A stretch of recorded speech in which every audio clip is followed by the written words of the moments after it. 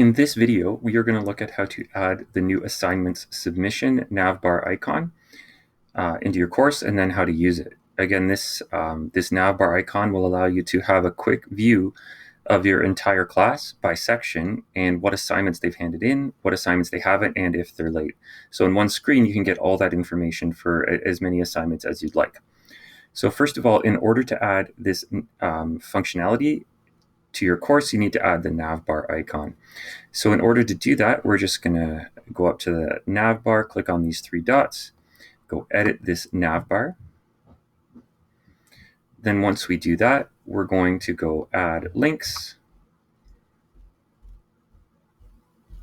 And the link is right here. It's called assignment submissions. So we're just going to add that to the course. And we're going to go save and close.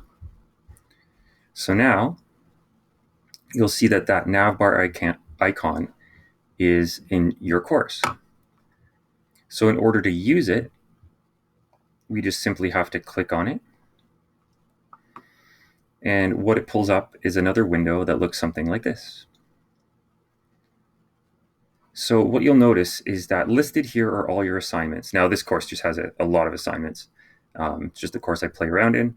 But let's say we wanted to select all of them. You could select all. I'm not going to do that here just because there's so many of them. But I'm going to select, like, let's say the first 4 or 5 or 6 of them. So then we click View Submissions, and you get a screen like this.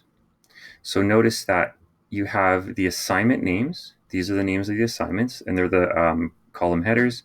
And you have a green check mark for submitted. You have a red X for not submitted. And if there's a bold red number beside it, that means it's submitted, but that's how many days late it was. So here you can see quickly of all these assignments who submitted them, who hasn't, and who submitted them late.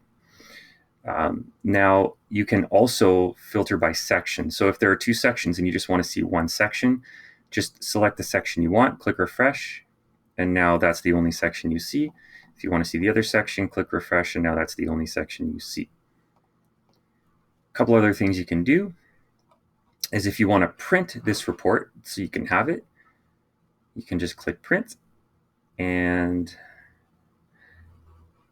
you'll be able to see here that that's what's going to print. So it's going to print that report for you. Now this is super convenient for things like parent-teacher interviews, or just having as a reference if you're talking to parents or students, where you can just give a quick synopsis of things they've handed in and things they have not.